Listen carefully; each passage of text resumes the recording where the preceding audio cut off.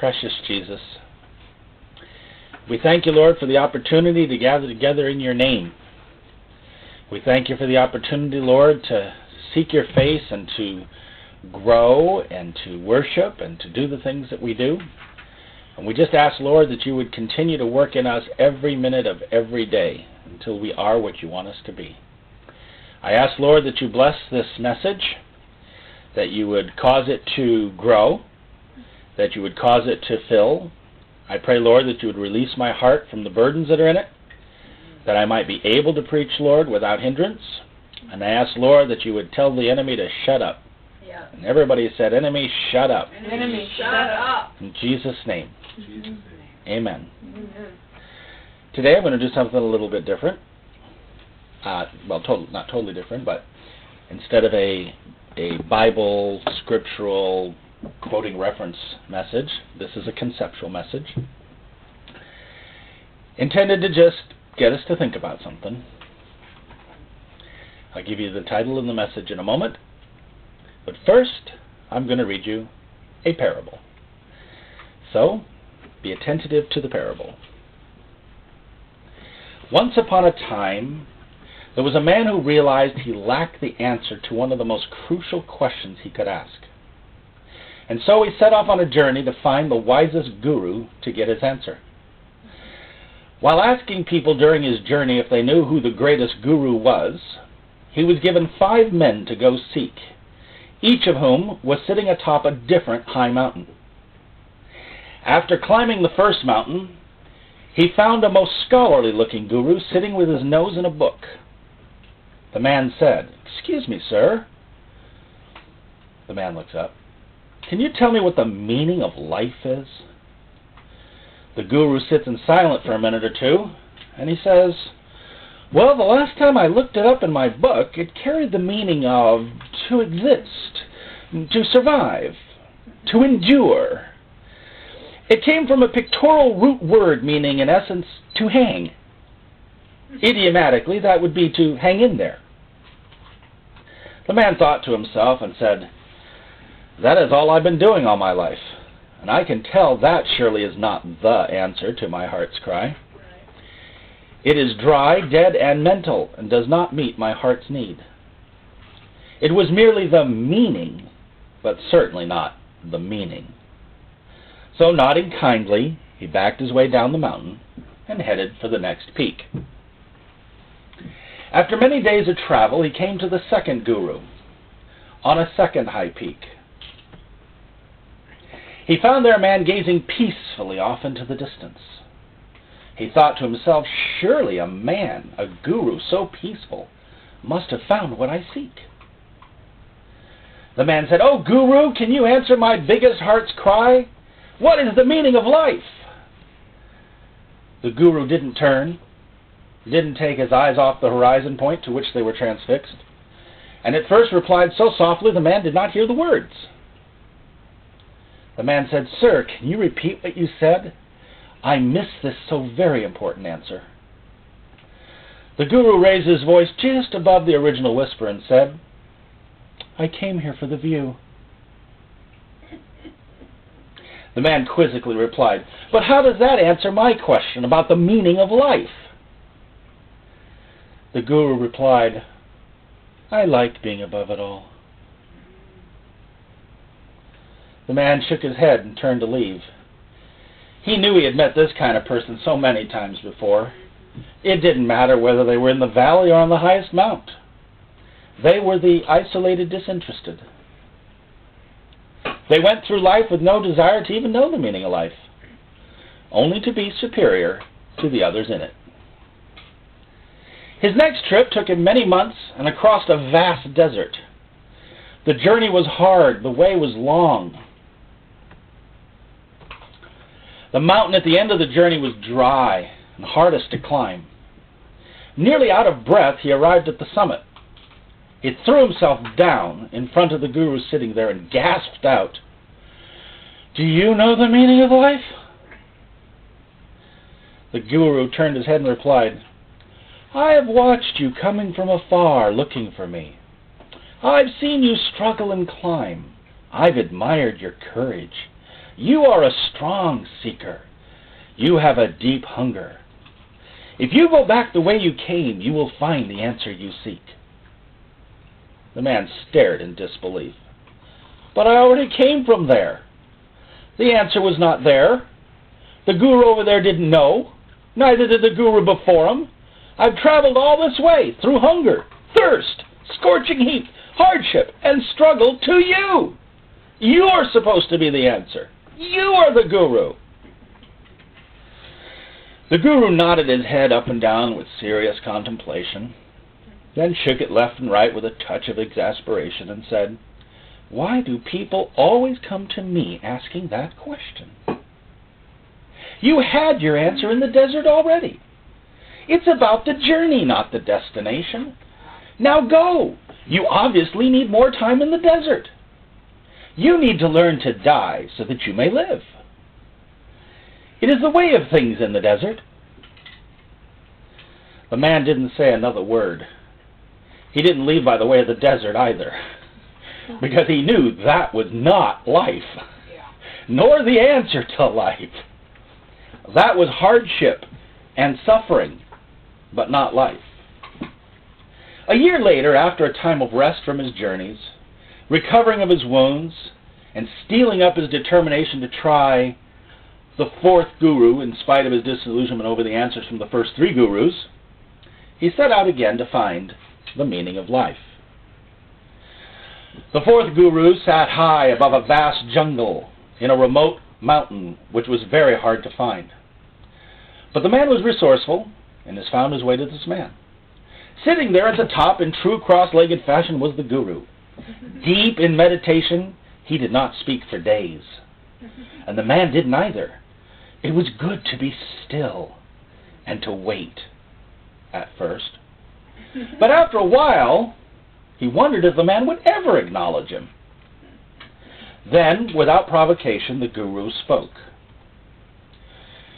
"You have had a long, long road to arrive here at my abode. You have carried well your heavy load. But did you really hope to find the answer to that question in your mind, or were you just looking to leave your thinker behind?" The man wasn't even sure how to respond. The guru spoke again. "By the gift that dwells in me, I am able to clearly see when I am sitting silently by the knee.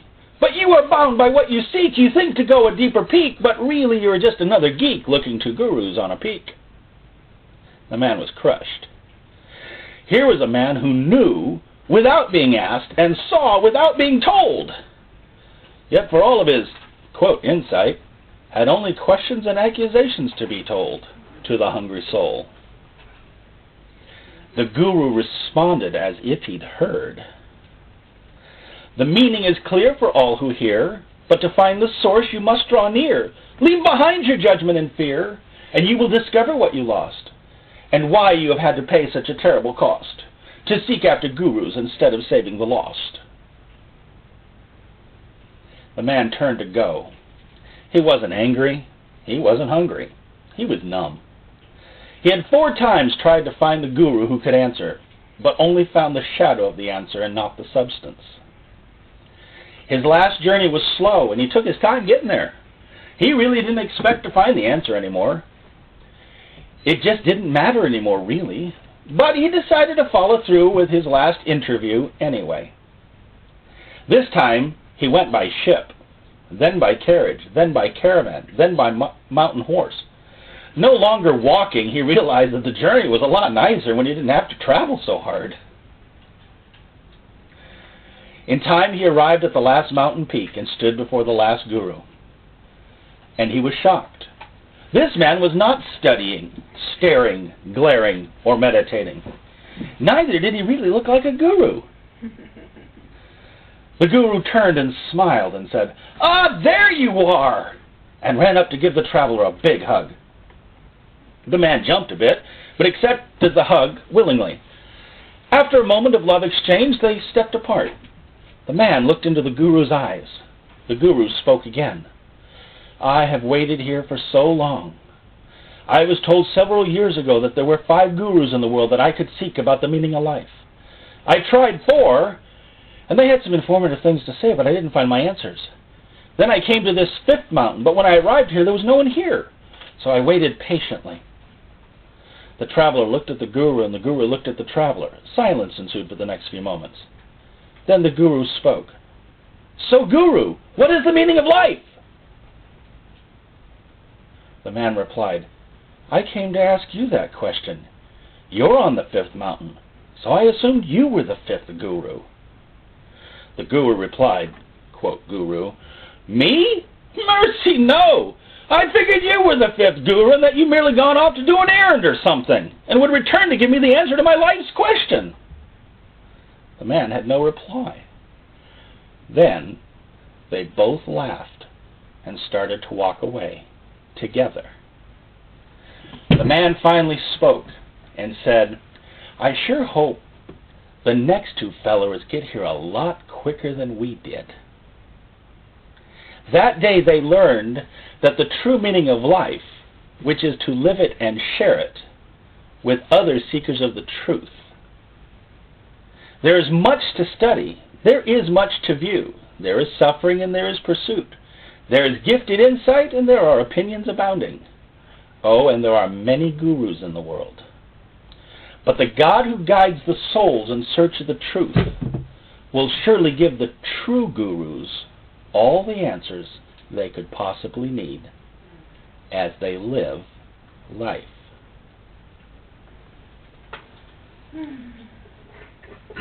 This parable is a metaphor of religious living.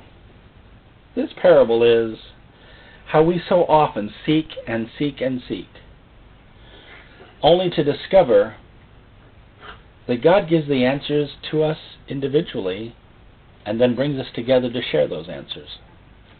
It struck me as I was trying to write this and put it together that the ending was very much ordinary. It was like, oh. Until you stop to think about what the other four gurus said.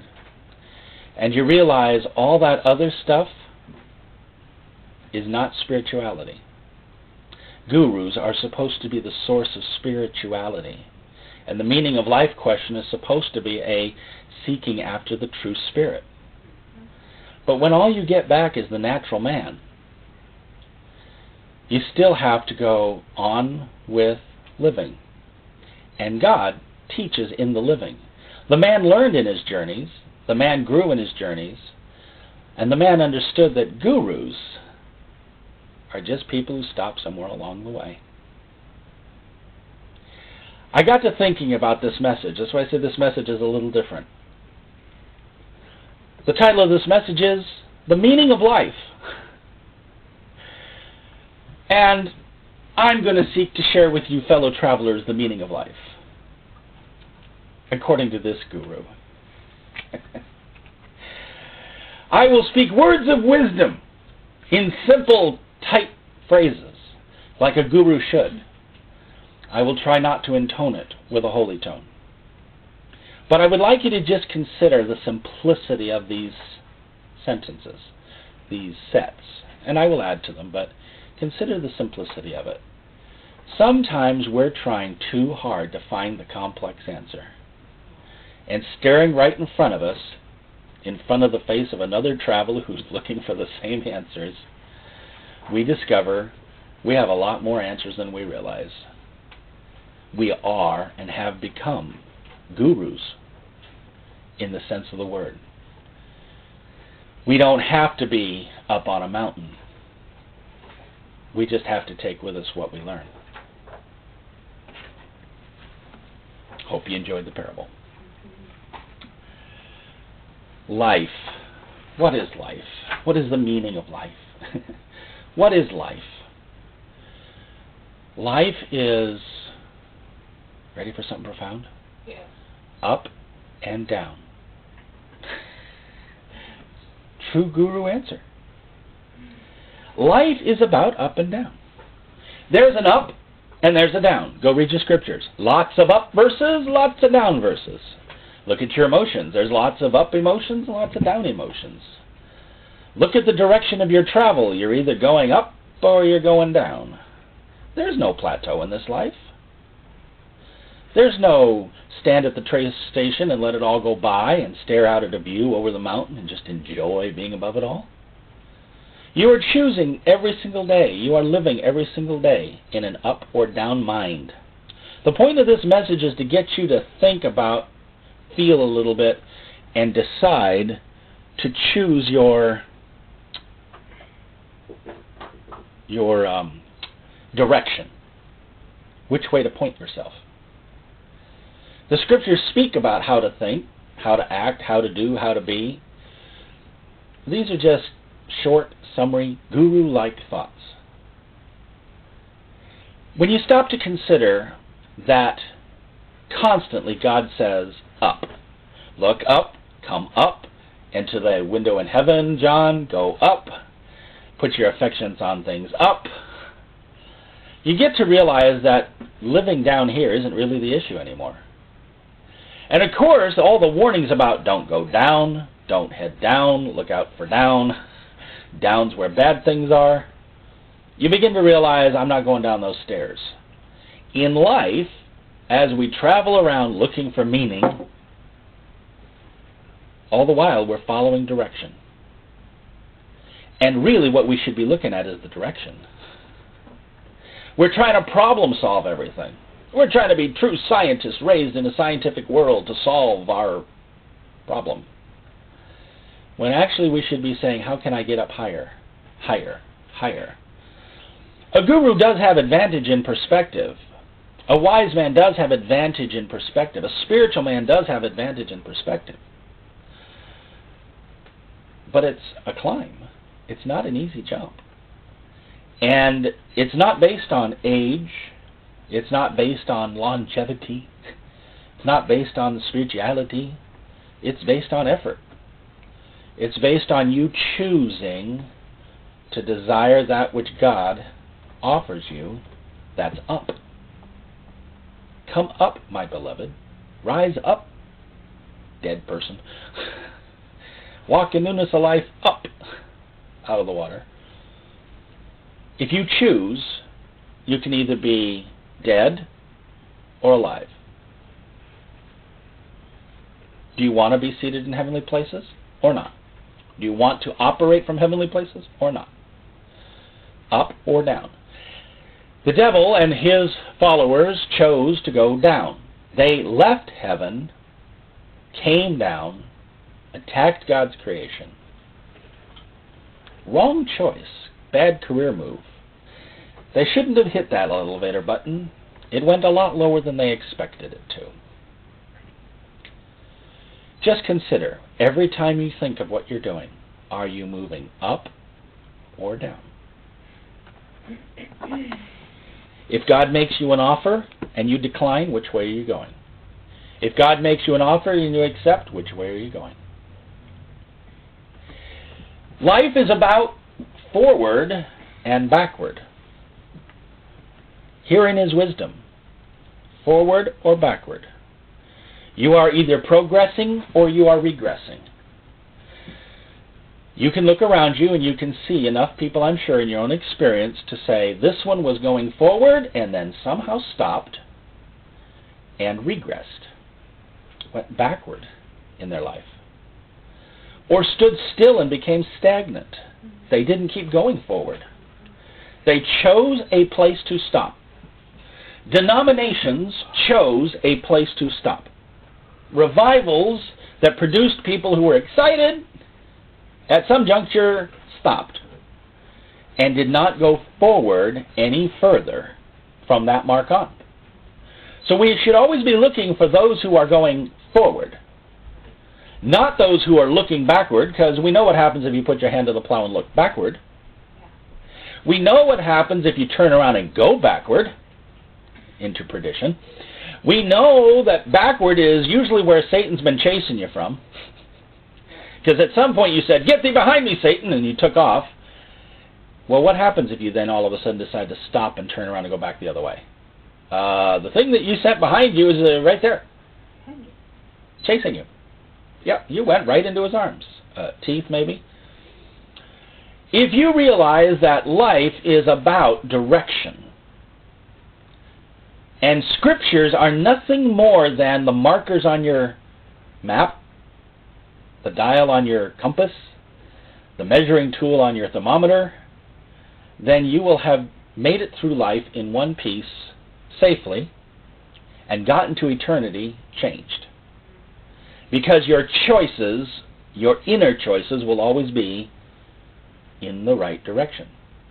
I was at a meeting this week at work in a telecon, and without going into details, because of course I can't, there was this debate between team members, back and forth, back and forth, back and forth, back and forth, as they argued over whether or not the particular thing could be done or not done, or should be done or should not be done, or how much would it cost to have it be done or not done, back and forth, back and forth, back and forth, back and forth. And I could feel the heat coming up in my throat, rising up to my nostrils, which were starting to flare. The temptation to just hang up the phone and walk away, say, this is ridiculous, it's a waste of time. And I could feel the heat rising. And I had to say unto my soul, be at peace, wait it out, speak calmly when you speak. Slow down your speech. Speak precisely. I had to say probably 12 different things to my soul to get that heat to go back down. I had to say, it's going to be okay. God's in control. I had to say, I'm not going backward. Whatever happens.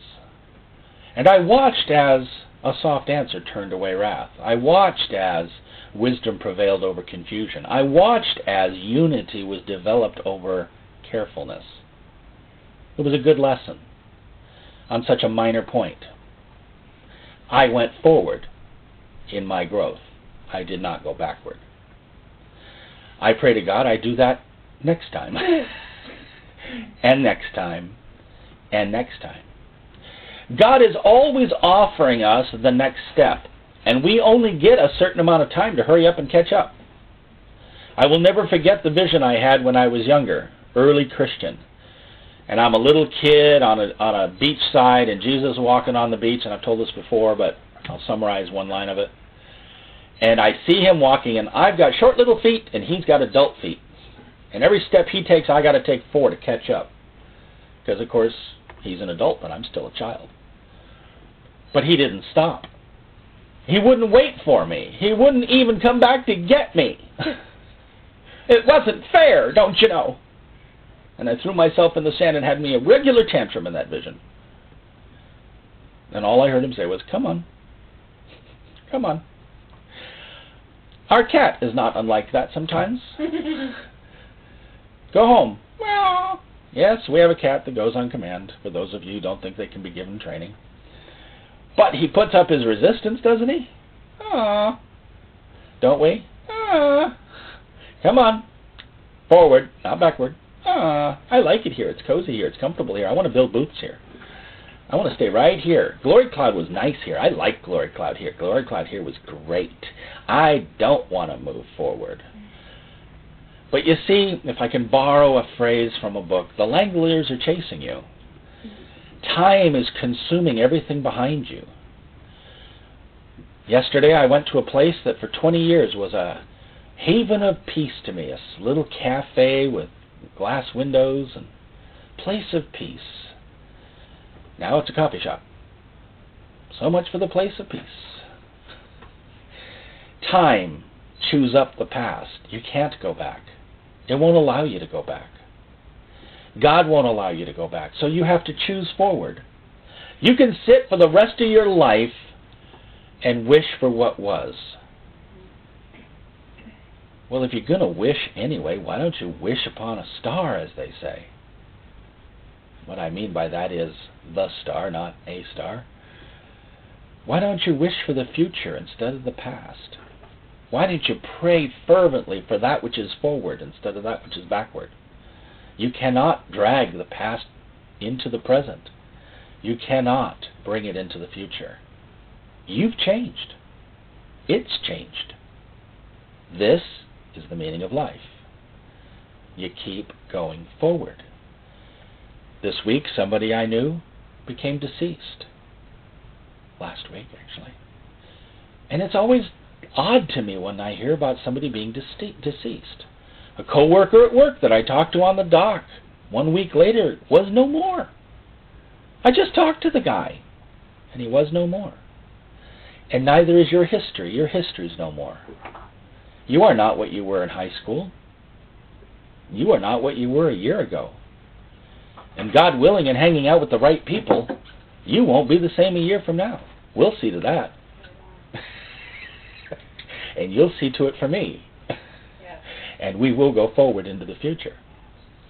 So relax. You've been walking it all this time. Why don't you pick up a caravan and ride it for a little while, as the man learned in the parable. Life is pleasure and it is pain. And I got a little bit of an insight on it. Just a little bit more insight on it. You're going to say this is really deep and profound. No, it's just deep and profound. I'm sure I could find it in any psychology book. But when you get it for yourself, it kind of sinks in a little bit more, you know. Life is pleasure and pain. And here's the trick. Always have 51% pleasure over the 49% pain. And if you can get that percentage higher, great. Just don't let it go lower. I understand now why God said, think on these things. Whatsoever is... And what would the Satanic Bible say in that passage, I wonder? Yes, the opposite, I'm sure. Pleasure and pain. I realize that if your body hurts, your spirit's got to have pleasure in it, or it can't compensate for the hurt in the body. I realize that if your soul hurts, then you gotta reach out and find some pleasure for your soul that's right and proper to grab a hold of for you. Sometimes it has to be given to you. You can't go get it. Somebody's going to have to walk up and hand it to you because you're in pain. But the truth of the matter is, as long as we can have greater quantity of pleasure in life, the pain will be endurable. Yes. Jesus endured the suffering that he went through knowing the pleasure that was coming. We're going to endure some things down here knowing that eternity is going to give us one big vacation. We are going to keep going and picking up joy along the way. We can't have 24/7 pleasure. Can we? Well, that depends on whether it's in the spirit or not. I realize that it's a good thing to ask yourself, am I depressed because I'm swallowing too much pain? Thinking about too many painful things? Watching too many painful stuff? Maybe you need to soak up the other for a while. Go be Pollyanna. It couldn't hurt you. I'm being a little facetious. Sometimes these happy people with the big smiles are really doing well. They're not Pollyanna. They're just Happy-Anna. Pleasure and pain. When you start feeling the balance on that shifting too much to the pain, go before God, go to the park, go to the mountain if you must, go to the prayer room, which you should, and seek the face of God until pleasure returns. Let hugs mean more. Let smiles mean something when they smile at you, because they'll compensate for the frowns. Doesn't matter how many opinions are against you. Is God for you? Do you see my point? Doesn't matter how old you are or how young you are. We all feel pleasure and pain the same regardless of our age. The next thing that I realize, and these, like I said, these are all simple, and I'm going to probably kick it up a bit to make the message not 4 hours. But tied with this, I also put down desire and fulfillment of desire. See, desire, or hunger, as the scripture calls it, is a very powerful thing. Because of hunger, you eat food. Because of spiritual hunger, you eat scriptures. Because of God hunger, you eat prayer. You desire, and it makes you go after the thing you desire. And the fulfillment of that desire brings rest, brings peace, brings turnaround. If we live in hunger 24/7 and never get food, what happens to us? We croak. We shrivel up. We become nothing. We curl in a corner. We decay.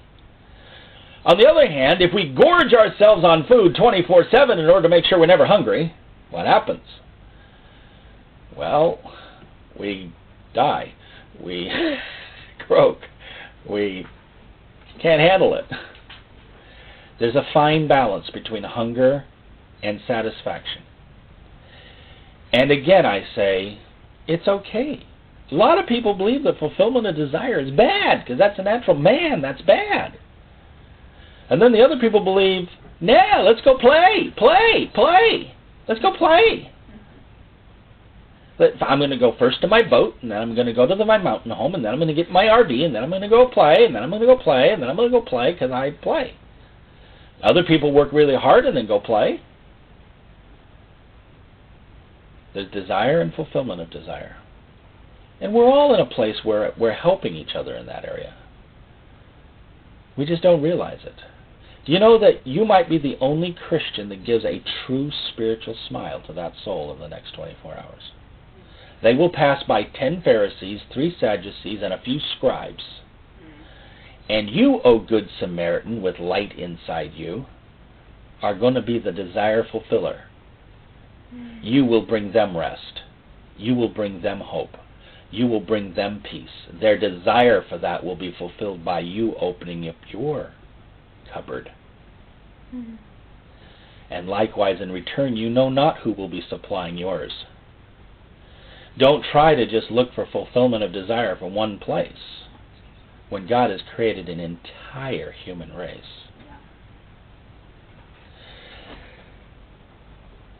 The secret to life is understanding the words yes and no. Or to put it another way, the activation of the will and the deactivation of the will.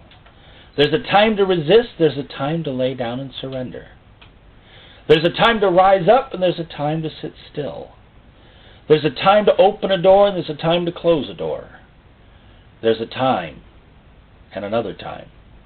You will find in your own mind, if you pay attention to it, how many times you say yes in a day and how many times you say no, and to what and to why.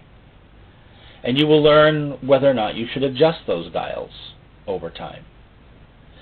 We never all agree and say yes at the same time. And God help us if we ever say no at the same time. Unity is based on yes. Unity is also based on no. But beware the unity. I don't mean that in a, whoa, beware the unity. I mean that as in the be meditatively contemplative and be a good guru about your yeses and noses. Make sure that you are choosing. And then once you choose, surrender. Surrender. Let your yea be yea and your nay be nay. You know, isn't that what Jesus said? Yes. Learn to understand what this meaneth. Political answers aren't always correct. That's a paraphrase of Jesus' words. Let your yea be yea and your nay be nay. But be careful about your yeas and nays. You don't want to damage your up and down, forward and back, and pleasure and plain desire and the rest of the things we're about to talk about. All of that works together for good. You will have to choose in life the natural versus the spiritual. What is the meaning of life? It is being spiritual. What is the meaning of life? It is being natural. What is the meaning of life? I don't know. But I do know this. You can choose to be naturally minded or you can choose to be spiritually minded. Yeah. And you will change according to your choice. Did you just spend the last 24 hours fretting over natural? Did you spend the next 24 hours in a retreat, soaking up the spiritual? And couldn't we balance that a little bit better? All or nothing? How about according to the man's need? According to the need now. What does God want now? The natural man and the spiritual man seem to always be at enmity with one another. But there's a time for the natural man and there's a time for the spiritual man, to be honest about it. The natural mind takes care of natural things. The spiritual mind takes care of spiritual things. But the spiritual mind can also tell you how to take care of natural things. But the natural mind cannot help you take care of spiritual things. So choose. Choose wisely, O gurus. See, I can say O gurus because someday somebody's going to come climbing up a mountain and ask you the meaning of life. And you get to decide what kind of guru you are. We all want to be teachers, right? Apostles, prophets. I'm an apostle. I'm a prophet. I'm a teacher. I'm a... Dear guru. Let's sit down, have a discussion. Gurus. Titles are nice. Authority is nice. Appointment is nice. But if we can't sit across a table together and share the meaning of life, what mattereth that thou art a guru? We are choosing in our meaning of life definition between heavenly minded and earthly minded. See, depending on how you think, it'll determine how you define life. A spiritually minded man, a heavenly minded man, defines life as pursuing God and chasing after truth and loving the Lord and in eternity. That's the meaning of life. The naturally minded, earthly minded mind says, no, the meaning of life is learn to take care of Mother Earth. Watch out for future generations.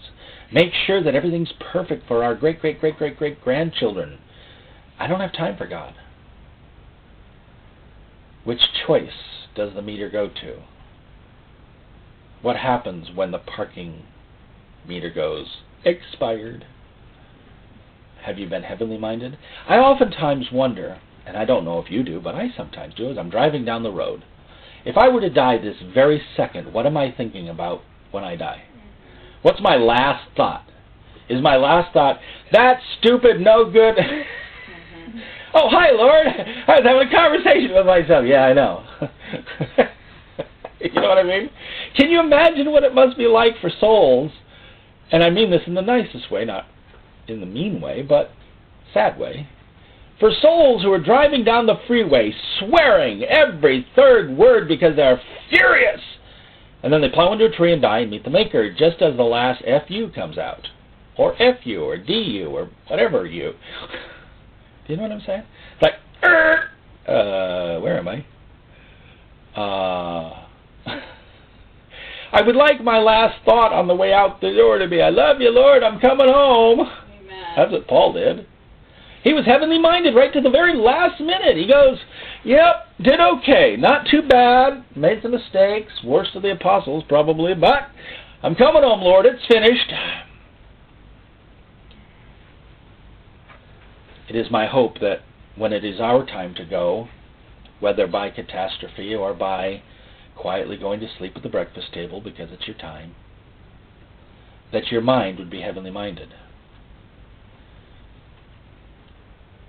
It was said of my friend Jack that when he died at the breakfast table, he was reading his scriptures. Stopped to think about something he was saying and just went to sleep. Fell over. That's it. Hey, that's a good way to go home, right in the middle of a verse.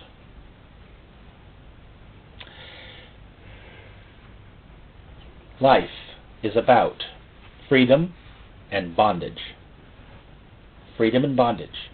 Every single day, the devil is trying to find a way to put you in bondage. Do you realize that?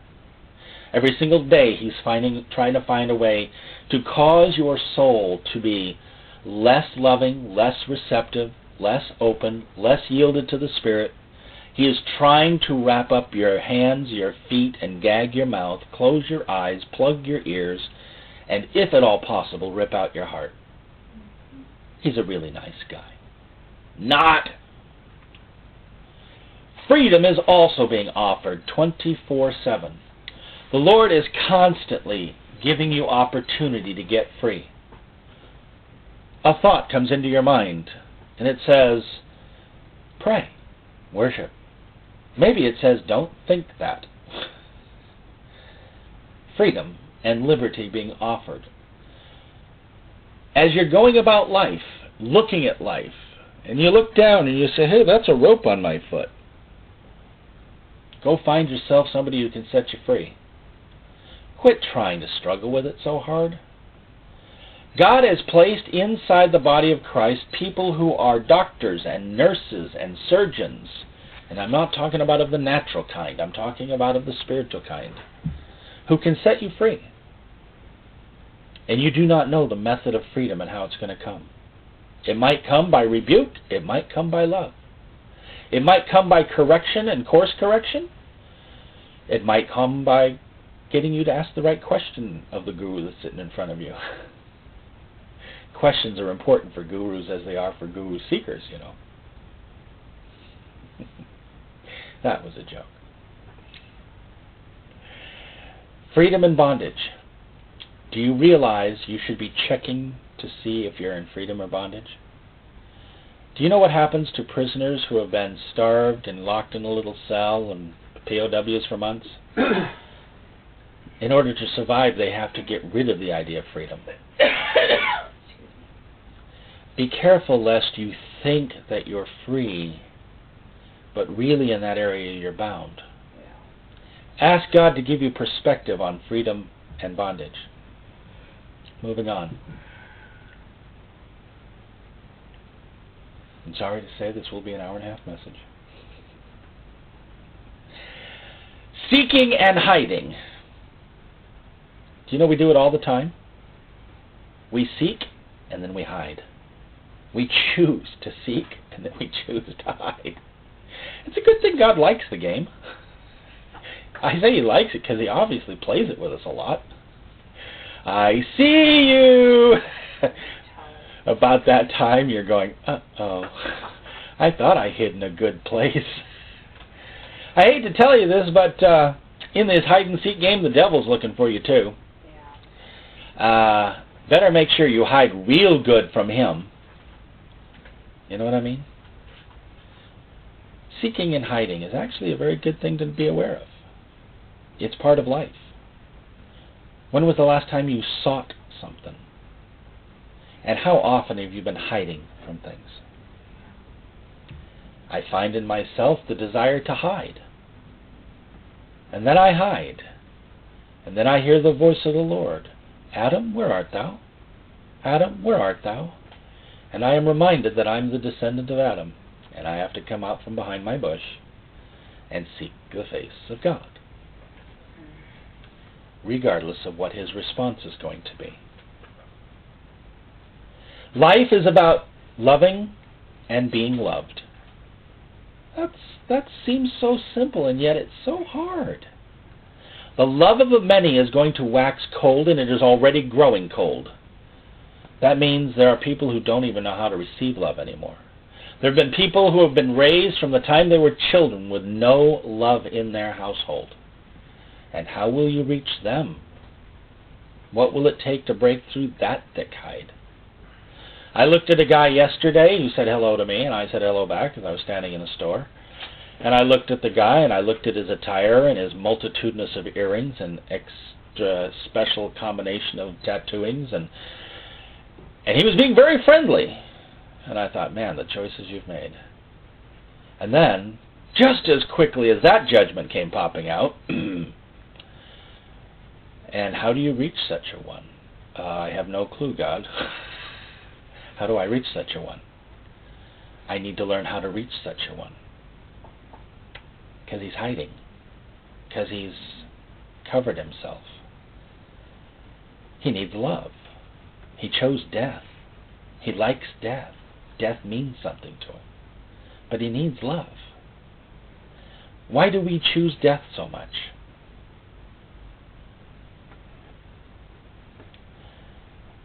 Life is about sowing and reaping. Cause and effect. Today and tomorrow.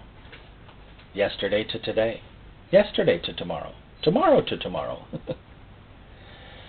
But I already know all this. This isn't revelatory. But are you paying attention to it? Are you checking your garden regularly? Are you paying attention to the lesson we got this morning in Pastor's Wife's Thought? Are you making sure that what you're sowing you can even harvest? Yeah, that's an important thing. But it is about sowing and reaping. Well, let me ask you, have you sown anything in the last year?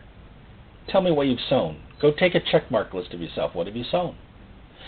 You say, well, I've sown this and that and that. What have you sown? Is there other grain that God's handed that you were supposed to sow? This isn't a message of condemnation. It's a message of examination. It's always good to know your true state. True state. Yeah, it's good to know your estate too, but your true state. You need to know what you've been sowing so you can watch what you're going to be reaping. You need to ask God for better seed. And what is amazing to me is how such a small seed can produce such a big thing. I only said one thing, and that person hated you for the next 20 years. How great a bush of hatred sprung from one seed. Likewise in return, all I know is that Christian 15 years ago said something to me and I've never been able to shake it and I just can't handle it anymore and okay, here I am, God. Behold how great a matter a sowing is. We sow life and death with the power of our tongue. We bring forth cursing and blessing by the power of our tongue. We bring forth good water and bad water by the power of our tongue. Perhaps we should pay attention to what we're sowing. Law and grace are part of life. Law and grace. We work to obey, we end up disobeying.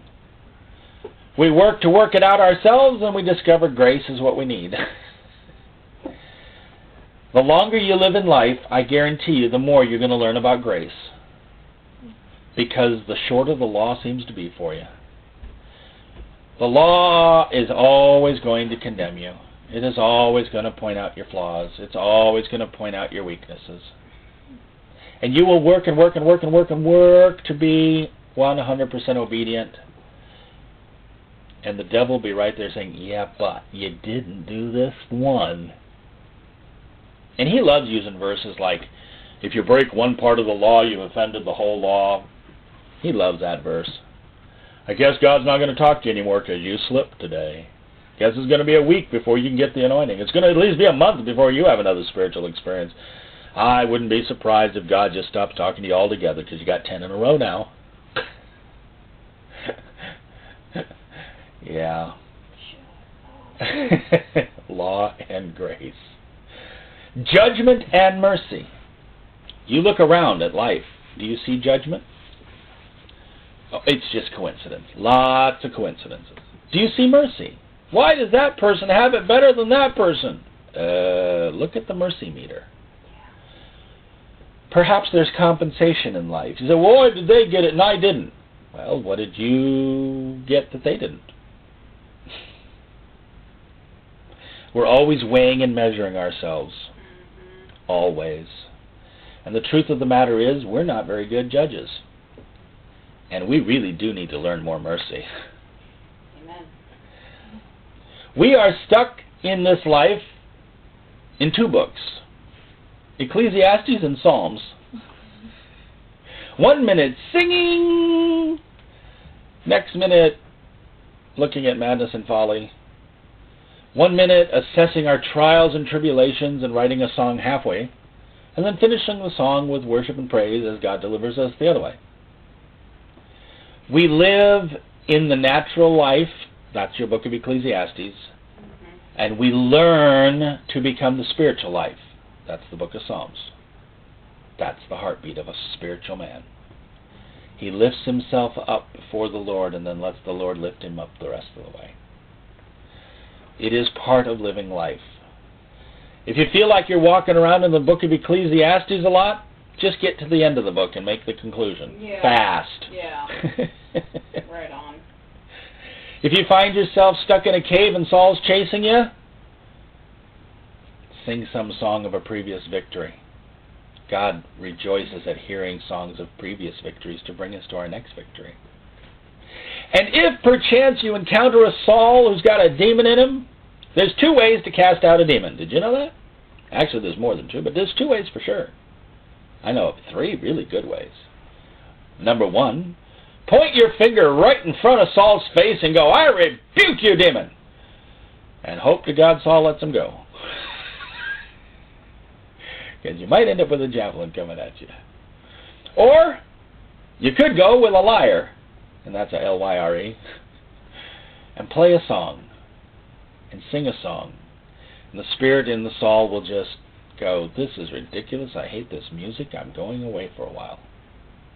And the soul grabs a hold of it and is at peace. And sometimes, just walking up and loving Saul will take care of it. His demons hate love, demons hate joy, demons hate peace. They have no clue what to do with long-suffering. And any of the other fruits of the Spirit you could offer that poor soul. Sometimes you need to seed faith in them. Sometimes you need to seed love in them. Sometimes you need to seed spirit in them. And whatever you put in there, I guarantee you it's going to be coming with weed killer. The God who's using you knows every one of these principles and a whole lot more. And He's just waiting for your response. Waiting for my response. We choose. I got to realizing that life is about church and self. That's an odd pair, isn't it? Yeah. Church and self. What do you mean by that, God? Here's what I mean by that. There's the body of Christ, this massive unity, this massive unit, and yet there's just little old you. People can live in church, even live in revival, and not grow because they didn't attend to self. And then there are people who never get truly involved in the sense of plugging into God and His people in any way. They just have self, and they lose out that way too. There's movement. We fellowship one with another. We grow being alone in the closet, and we grow being with another prayer warrior in the closet. We raise ourselves up by our bootstraps and faith in God, and sometimes somebody with the gift of faith is going to come up and raise us up. We raise ourselves up by talking to ourselves and reasoning with our soul, and sometimes the preacher has to do it for us, because we're a little bit missing a point. We all have function and purpose.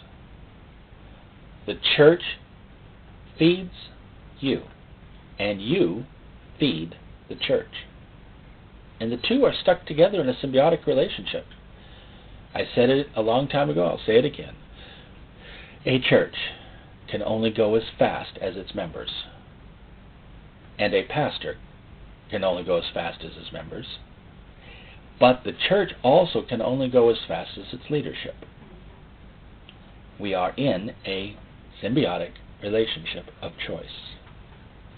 And both can only go as fast as God allows. But I guarantee you, He's allowed a whole lot more than we're taking. Amen. I've heard it said that people who lived in Russia and then came to the United States for the first time and got to see a grocery store could not believe all the food that was on the shelves. I've heard this tale I don't know how many times over the years of somebody coming from someplace and then they come to America and they cannot believe how much stuff is on the shelves. And the truth of the matter is, it's available for every citizen who makes a buck. Right? You can travel to any store you want. Yet in the spirit, we act often like we are from a far-off country where there's very little goods. And God says, store's open. Storehouse is open. And we just can't believe it could be that easy to just walk up, take the can off the shelf, go to the clerk at the front and say, can I have this? We're expecting them to say, thief! Thief! You're not worthy of it! Thief!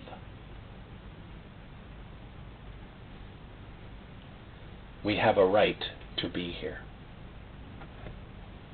Reason and revelation is what life's about.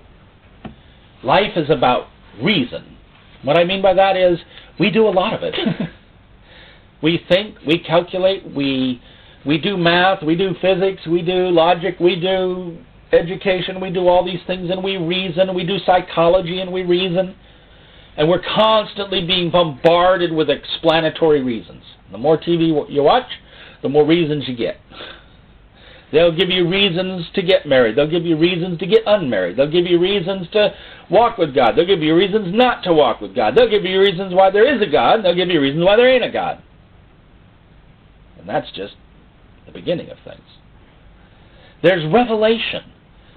There's God supplying information to human beings that's stunning them, that isn't learned in any university. It's not tied to any school of thought. It's not part of any progressive or unregressive movement. It's just God showing up and saying, hey, let me tell you something. You don't even have to reason it. He just tells it to you. You put it on a middle shelf, and one day you discover it's 100% true. You didn't reason it out. You didn't find it out. You didn't search it out. You just knew it out. You just knew. For God supplied it. Life is about reason and revelation, yielding to both, surrendering to both, being willing to take both. Don't throw your brains out and don't throw your spirit out. Use them together. There's a way in doing logic where you do a deductive argument, which is where the premises lead directly to the conclusion. And there's a way of doing an inductive argument where you put a bunch of facts together and draw a conclusion. In life, it's very, very much that way. There's reason where we deduce and work it all out. And then there's God supplying bits and pieces here and there, and all of a sudden you see a conclusion. We are all persuaded by different means and methods. But revelation is perhaps the best. But He will weave revelation into reason, and He will give you reason to believe. Life is about angels and demons. And the reason I put that one there is because we keep forgetting they exist. We keep forgetting and acting and living out our lives as if they do not exist.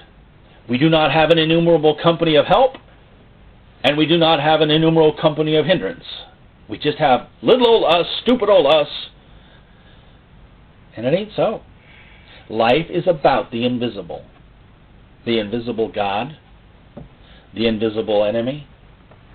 Life is about things going on that you cannot see with your five senses. Even your dog can see things that you can't see. Mm-hmm. Even a bug can see things you don't see. Mm-hmm. God made all things to be within a spectrum. It should therefore be no surprise that there is an invisible spectrum where angels and demons are busily having activity over you. If you accept that and understand that, you'll go before God and say, I need help to overcome my adversary. Quit trying to fight all your problems as if they're your problems. Realize you've been occupied. You've got enemy infiltration and spies in your brain, feeding you misinformation, disinformation, look the other way information. Ask the Lord to discern your thoughts so you can divide between spirit and soul, so you can in life make the right choices, so you can see the meaning in it. Angels and demons, boy, I don't know how many times I've listened to people go, we don't need no demons to be doing it, we got enough of a problem of our own doing it ourselves. And I don't need no angels to help me because it's my problem, my sin, and I'm responsible, so therefore I should be the one bringing myself up by my bootstraps. I don't know about you, but a weed killer works real good if somebody buys me a bottle. You know what I mean? I can pull weeds with my hands, or I can soak them in weed killer. Wisdom oftentimes gives you a better way to do it. And when it comes to conquering sin, there are many better ways in God than just beat yourself over the head for the next 20 years and work yourself to change. There are ways of changing and going to freedom that are almost instantaneous, and you never have that problem anymore. And then there's times God will let you work out your salvation with fear and trembling. We are in life conquering and defending. You need to decide if you're going to conquer today. Sometimes you have to advance against your enemy before he arrives. That's called conquering. And sometimes you have to defend yourself because he snuck up on you at night and he's bombarding your walls. Pay attention. Ask yourself, am I under attack? Or am I just tired? Maybe you're tired and under attack. Maybe God told you to do an advance action on Tuesday and you decided that you was too busy, and the army got about 5 feet closer to your wall than it should have. It's okay. He knows how to rain down fire from heaven on them and consume them. You hear what I'm saying? You hear what I'm saying? There's not hopelessness. There's hope. But then be assessing correctly. Life. Look at your life and be okay with it. Say, okay, I need to shore this up. Don't be so down on yourself. Don't be so harsh on yourself. We're all in this. And if you need help, you say, help. I actually like that answer earlier of my question, what are the 2 most important words? Help probably is the most important word. Are you a conqueror, or are you rolling over and letting the carts roll over you? Defend your brothers and sisters in Christ and conquer the demons in the souls that are lost so that we can harvest them. Life is about soul and spirit. We know this, but we don't always know this. We oftentimes deal with life as it's just about soul, and sometimes we deal with it as if it's just about spirit. But realize we have a human being in there that we're trying to rescue, including our own human being who we're trying to rescue. Be kind to souls. Christ died for souls. But be powerful in spirit. Give no quarter to the flesh, the devil. You know what I mean? Rise up. Let in the good. Throw out the not good. Life is about throne and earth. Throne and earth. The king sits upon his throne, and you sit upon the throne with him. Your choice. Would you like to be an earth walker or a throne sitter? Decide. Life is about that. There are people who firmly believe in being seated in heavenly places and act it. And there are people who firmly believe that I'm supposed to be under God's foot and act it. There are people who walk on the blood-sprinkled way, and there are people who crawl on the wilderness way. You know what I'm saying? There are people who grovel, and there are people who command. There are people who know where they're going, and there are people lost wandering the earth. Why wouldn't anybody want to become a Christian when they get the right to sit with Christ in heavenly places? Only because they've never sat there before would they deny such a thing. Life is about, therefore, the kingdom and the nation. Everybody lives in a nation and is bound by the rules and environment of that nation.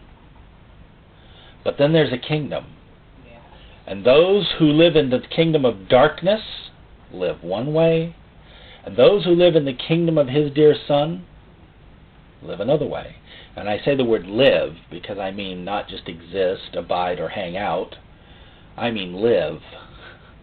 There are people who absorb darkness because they love darkness. And there are people who absorb light because they love light. And the greatest of these is love. And the most powerful of these is God. You serve a king in a kingdom, and you live in a nation. Sometimes I say to myself, just as a reminder, I am a dual citizen. It is my responsibility as a citizen of the United States to pray the kingdom down on the United States. Do you? The kingdom is supposed to be overtaking the nation, not the other way around. Yeah. I do believe in separation of. Get rid of the darkness and bring in the light. Separate it. I do realize that we're dealing with much struggle, but we must prevail. I went into a barber shop yesterday to get a haircut. And while I was sitting there waiting, I happened to be looking around at the decor. And I noticed down on the floor in the corner, right by the front door, was your Buddha and some wise men looking type guru dudes with beards, figurines, and a crystal sitting in a bowl, and fresh bananas sitting in the bowl, neatly placed in front of the crystal. And something inside of me went, now wait a minute, that is not decoration, that's a fruit offering to the success of their business, most likely. And then I got to thinking, this is America. How many new offerings have been coming in that are not of the kingdom, but are of a kingdom? And I realize not everybody's there yet. We've got souls to save. Love the person, conquer the darkness.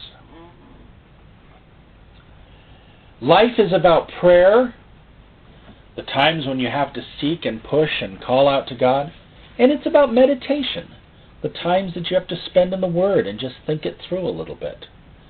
Sometimes God will speak from heaven in a loud voice so that you can hear.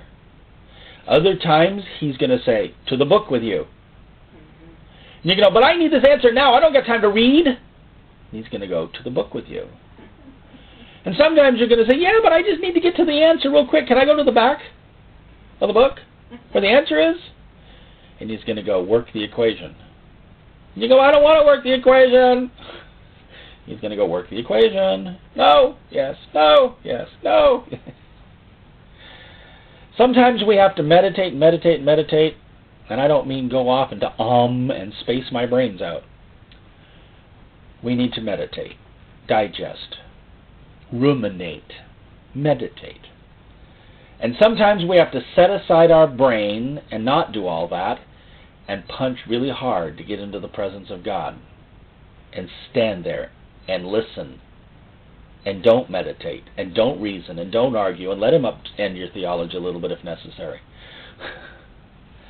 That's life. That's life. That's life. I'm talking about life. This is life. Accept it. Be at peace. I preached a message once that had the title, Get Over It. Now I should probably title this one, Get On With It. It's life. It's no mystery. But I don't mind sitting up here on the mountain and giving you the wisdom of life. A lot of it I hear amening to, so I figure I must be among gurus.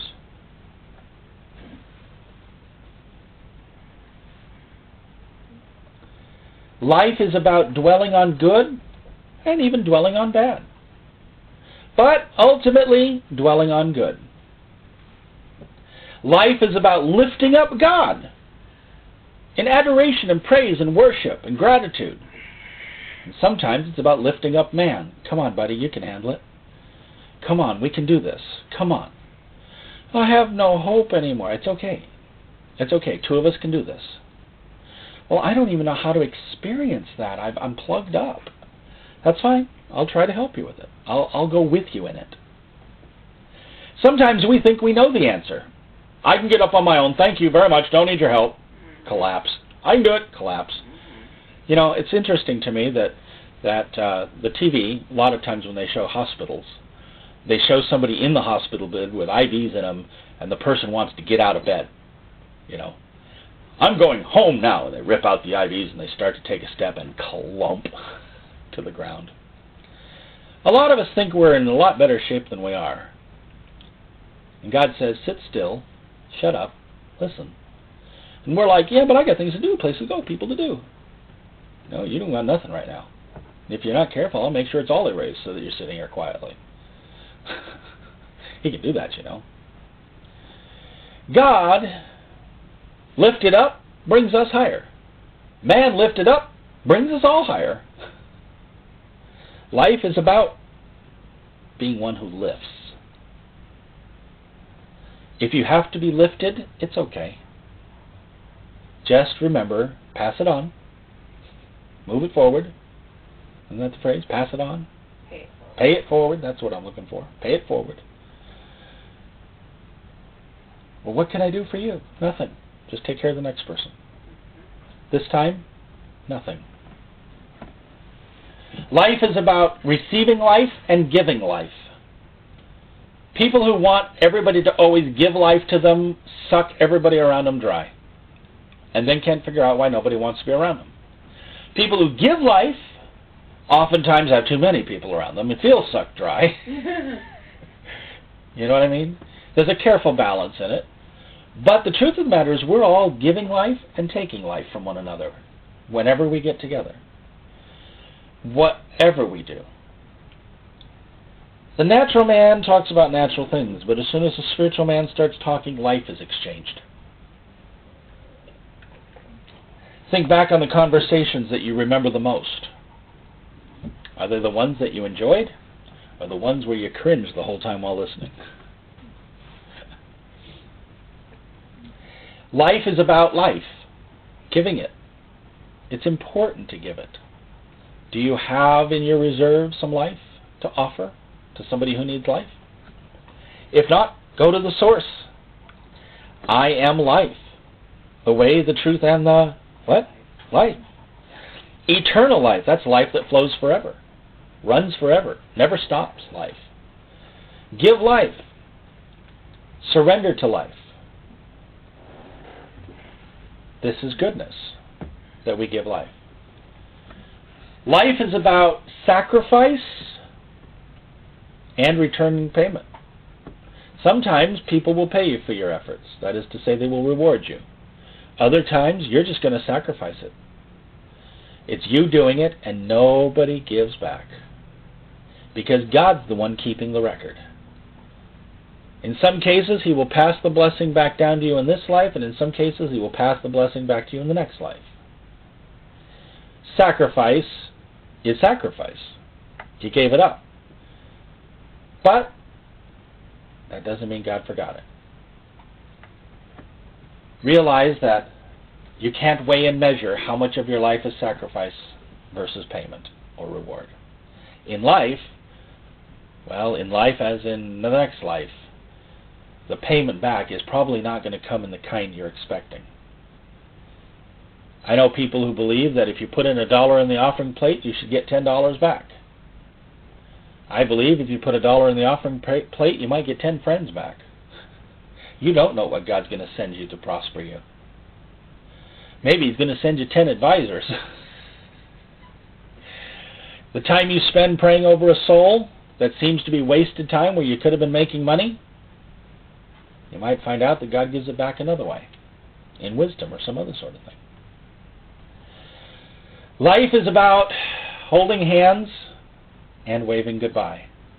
This has been hard for me sometimes. This has been hard for some of my friends sometimes. Sometimes it's hard to want to hold hands, as it were. I'm using a metaphor, holding hands.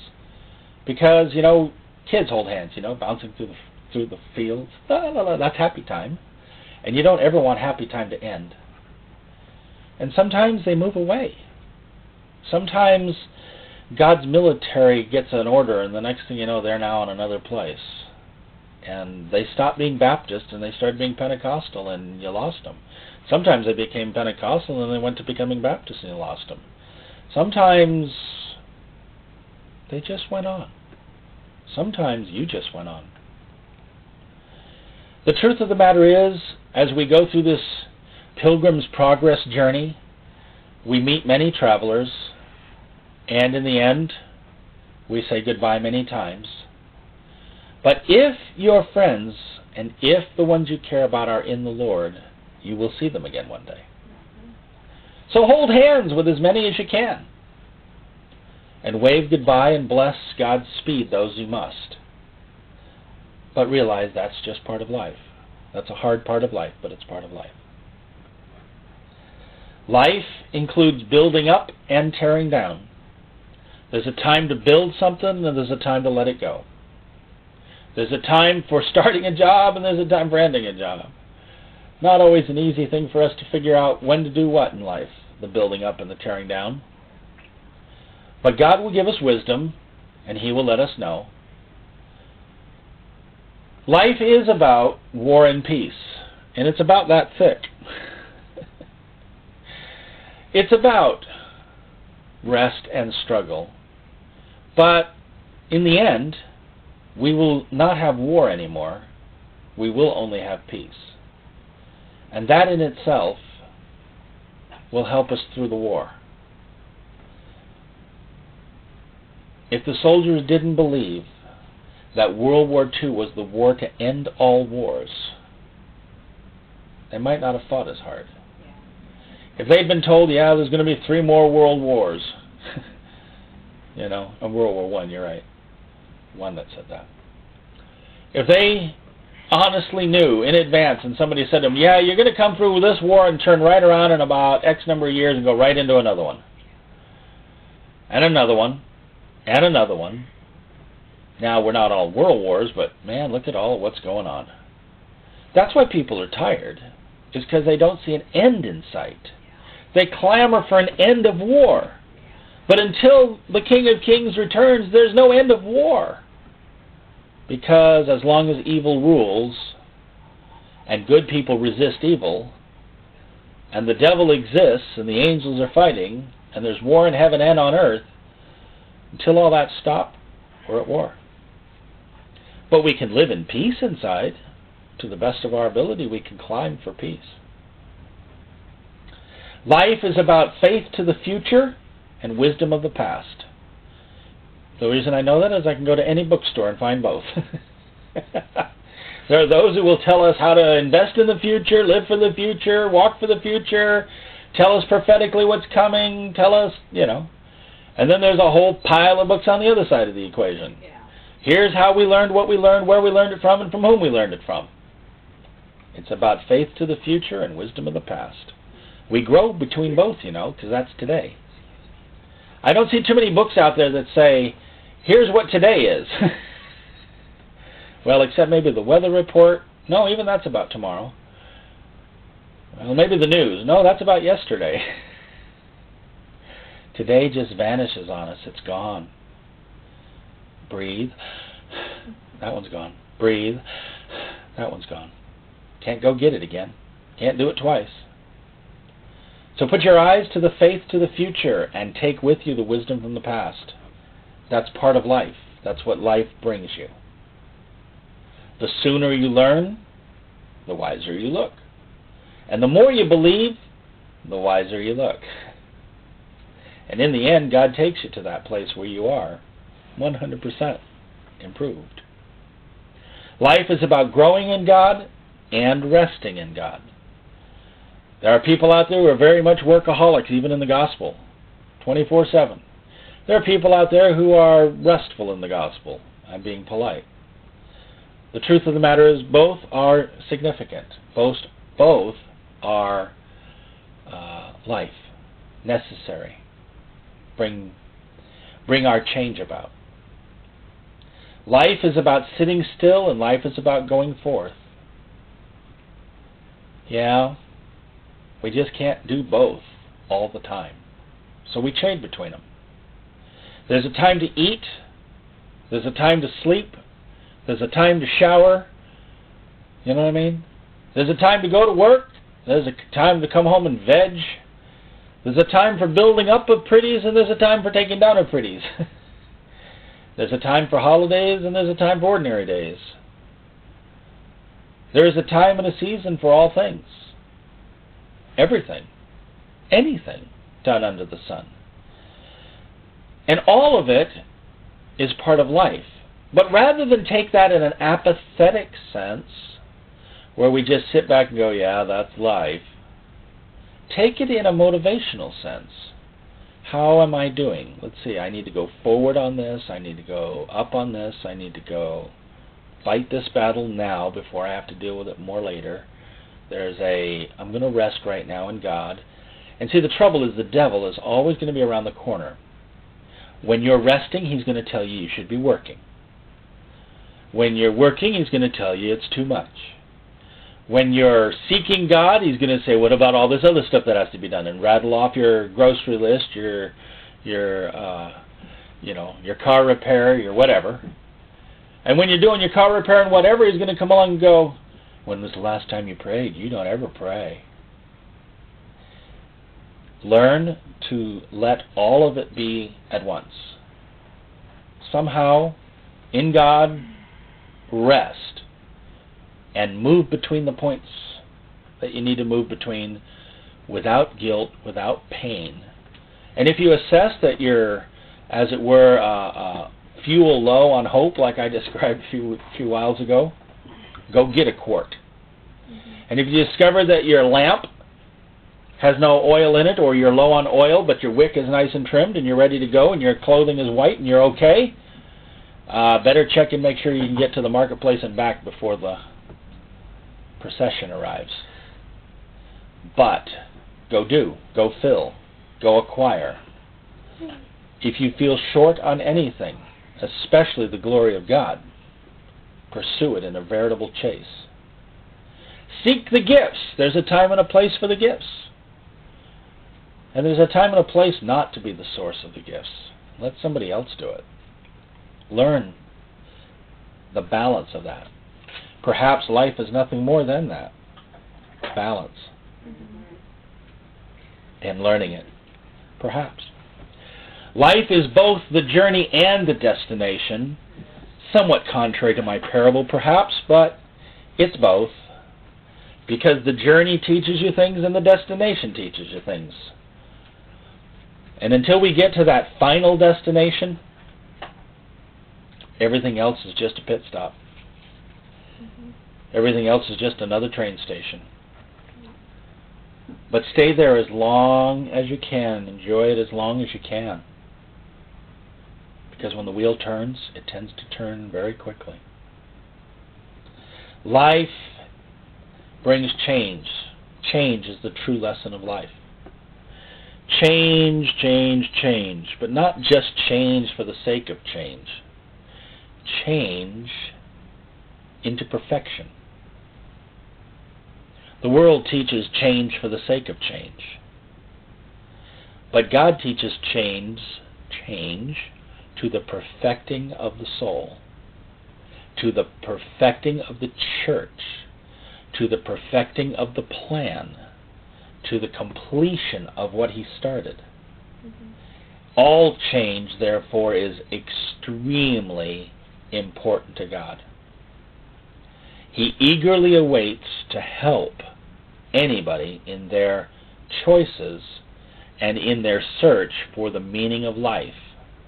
He is willing to teach, direct, persuade, encourage, admonish, help, pick you up, carry you, and sometimes just walk with you while you go through it. Life, what is the meaning of life? How about I say a trite sentence that's really not trite? It is living a life that has meaning. And all the things together that I've talked about and more that I could talk about, and everything that was hidden in that little parable, the meaning of life is exactly that. A life that has meaning. When you look at it, you'll say, that's the meaning of life. Jesus will lead you and guide you in your journey and to the arrival of your destination. And that too is the meaning of life. Thank you, Lord, for this message.